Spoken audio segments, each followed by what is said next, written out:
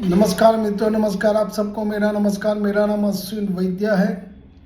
आज मैं आपको जो दो अच्छी बातें सुनाने जा रहा हूँ। है जरूरी ये अंधेरा भी, है जरूरी ये अंधेरा भी, उजालों में सितारे चमकते नहीं, उजाले में सितारे चमकते नहीं, लेती नहीं इम्तिहान जिंदगी जब तक काबिलियत हमारी निखरती नहीं, लेती नहीं इम्तिहान जिंदगी जब तक काबिलियत हमारी निखरती नहीं। जरूरी है कोशिश करना भी, बिना प्रयास मंजिल मिलती नहीं। रखना सब्र इस सफ़र में ये राही, ये मुश्किलें उम्र भर ठहरती नहीं, ये मुश्किलें उम्र भर ठहरती नहीं। यूँ तो मेरी ज़िंदगी में उलझने काफ़ी है, यूँ तो मेरी ज़िंदगी में उलझने काफ़ी है, फिर भी इस दिल में उम्मीदें अभी बाकी है।